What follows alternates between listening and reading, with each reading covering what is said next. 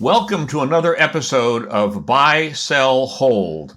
This is a spotlight edition. It's presented by Sports Car Market Magazine. I'm Keith Martin, the publisher, and my guest today is Tom Cotter. Hello, Tom. How are you? Oh, I'm doing well. I got a sore rib, but other than that, I'm pretty well. Well, we'll talk about that sore rib in a minute. We've known you for a long time. Where do you live, Tom? I live outside of Charlotte, North Carolina. And you have vintage race cars for over 40 years? 1979, I started to race my Datsun 510 at Bridgehampton. And my understanding is you were racing this last weekend, and it was more adventuresome than your races have usually been.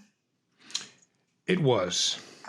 So can you tell us a little bit about, we thought the reason we'd have this Buy, Sell, Hold podcast is that I think that you had a situation that's caused you to rethink a lot of things. And let's start by what actually happened this weekend.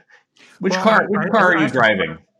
I have to start back in 2019 when I ran my last race with my Corvette. It's a vintage racing Corvette, 1964. And I parked it for the year, parked it for the season, not knowing I'd be parking it for more than a year because of the pandemic. And so now that I've gotten both shots, both vaccines, and I see that SVRA is going to have a vintage race just 20 minutes from my house at Charlotte Motor Speedway. Well, I don't really care for racing with SVRA because their cars they may look vintage, but they're not. And I've never cared about driving on Charlotte Motor Speedway, even though I worked there for a long time. But it was a way for me to exercise my car, myself, and sleep in my own bed at night.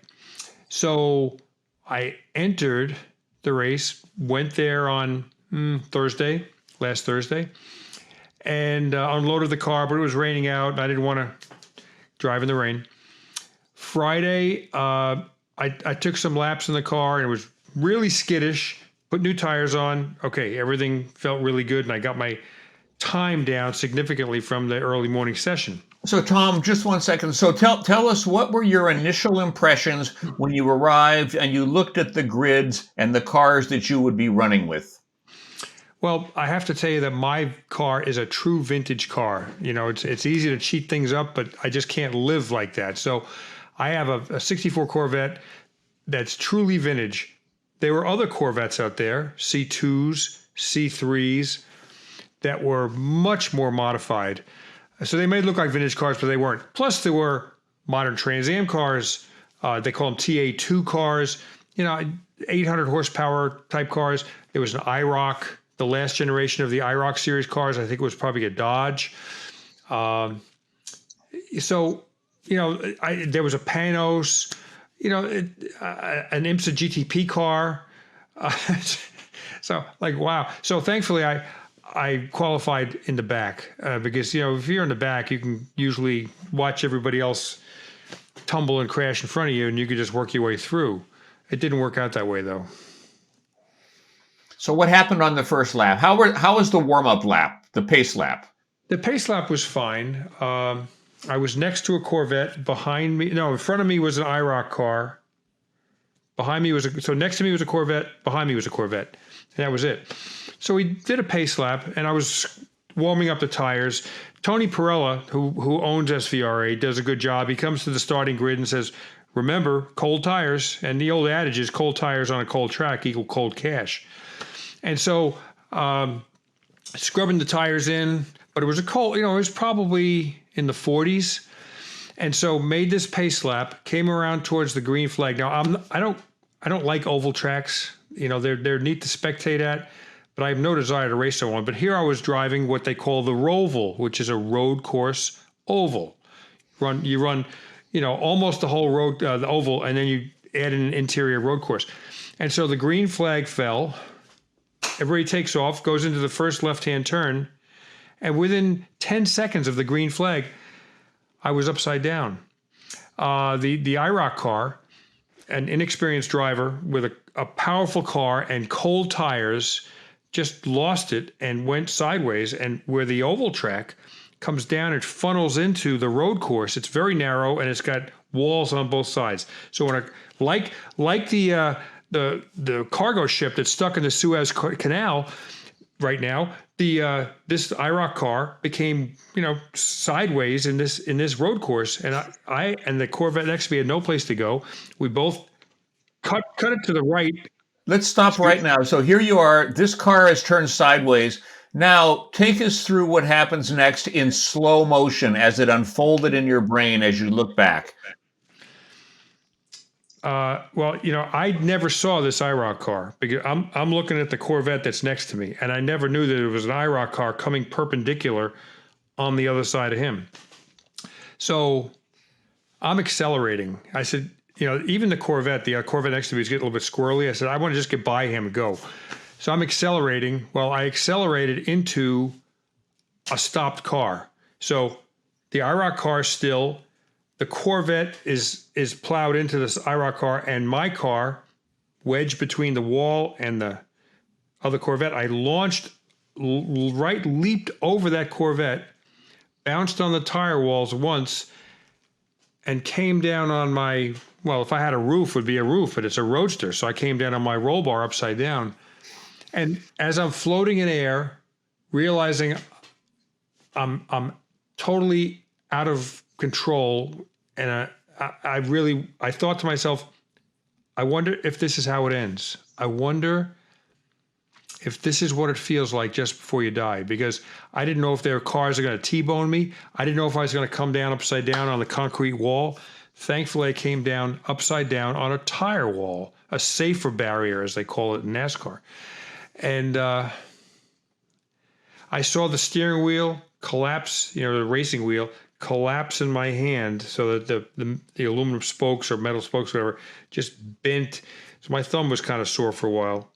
So I'm hanging there upside down in my belts, maybe a foot off the pavement, which is below me. And I said, well, I guess I didn't die, and I don't feel so bad. So I unhooked the belts and fell down to the pavement, and there was about this much room to get underneath the car. So my helmet just made it under the car, and I was able to get out. Now, I didn't know my son was standing right there at that turn, talking to my wife, giving her the play-by-play because she was driving to the track. Oh, Dad got the green flag. He's going to the first turn. Oh, he's in an accident. Oh, he's upside down. And he hung up the phone on Pat, and she's driving to the track, half hysterical, not knowing if her son had just described her husband's death. Tom, were you frantic when you were trying to crawl out from under the car? No, I wasn't. I was nervous about gasoline leaking out, even though I didn't smell any. But I said, I have to get out of here. I just have to get out of here, and there's enough room for me to go. Somebody came up to me later and said, you should have stayed in your seatbelts and waited for them to tip you over. And I'm thinking to myself, why, God's name, would I do that? Like, if I can get out, why wouldn't I get out? What if they screw up and tip me over and it falls back worse on me? How long do I have to hang upside down, So I got out, and my son was like, screaming and crying, like I was alive. So I saw the other Corvette. I felt bad for him because I had just literally used his car as a ramp to fly over. But you know what? It could have been so much worse. I could have landed on the concrete. I could have snapped my neck. I could have been like Dale Earnhardt or Neil Bonnet and just hit the blunt concrete wall with my car at full speed. Not full speed, but full acceleration. And it didn't work out that way. And, I guess the good news about it, besides having a sore rib, I have no other issues. I've taken a total of 6 ibuprofen, and I put ice on my rib every day, and it's working out okay. And then I got the car back to my shop and disassembled it on Tuesday against my better judgment, against my wife. What are you, crazy? Yeah. And pulled the engine out, pulled the transmission out, took a saw and cut away the fiberglass, and the damage on the car is also much less than I thought. So, Tom, what we're going to do is we're going to wrap up this video right now, and then come back, and we're going to do a longer podcast that kind of talks about you and your involvement with motorsports. what effect this incident will have on your future. But I think you've given us a snapshot, a firsthand account of what it's like when something that's fun, the dark side of it shows up. So it's Keith Martin with Sports Car Market, Buy, Sell, Hold, a Spotlight edition with Tom Cotter, also known as Mr. Barn Find. Tom, thank you very much for being on this. If you're watching this, please subscribe to this channel so that you get more videos. And then check for our podcast, Tom, which you and I will do, and we'll talk more in length about this. Tom, thank you very much, and I'll see you in a few minutes. Bye-bye. Thank you.